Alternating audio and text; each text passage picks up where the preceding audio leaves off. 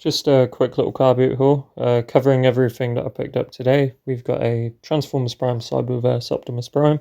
We have the Prime Cyberverse Vehicle.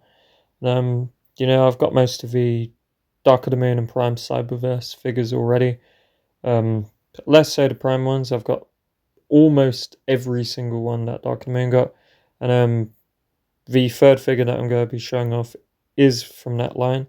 But for the Prime stuff, I've got the other vehicle made. I've got a fair few of the Autobots. I've got some of the Decepticon characters. I've got some of the Beast Hunter stuff.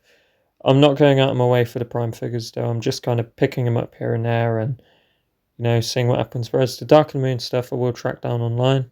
Much like this Megatron, this was a Target exclusive that came with Bumblebee. Do I have the Bumblebee? I'm not really sure, There are a bunch of Cyberverse Bumblebees from Dark and Moon and all sorts of different repaints and whatnot. I might already have the one that came with Megatron, but I didn't have the Megatron, so I picked them up. I've got the original mold as well, which is quite cool, and I've got the one that comes with the trailer. Generally, they're all really cool, and let's just jump cut to the transformation. So for the alt modes, we got three little beautiful vehicles. Prime turns into a nice little truck. It's really well engineered. I don't want to spoil too much, but I'll kind of talk about the little intricacies when I get to reviewing this on the main channel. And yeah, generally it's really cool stuff. I'm very happy with how it turned out. I have had to do a bit of repair work because he broke the second time I transformed him or whatever. But, he's pretty fine now. And he doesn't really have an effective way to store his swords, which is fairly standard for these small class figures, so whatever.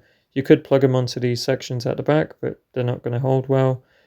And they do look ugly. For the Vehicle, cool little stuff. He's the simplest transformer I've ever handled that wasn't a minicon or didn't transform. And again, like Prime, he doesn't have an effective way to store his weapon, even though there's ports on the sides of the car, but whatever.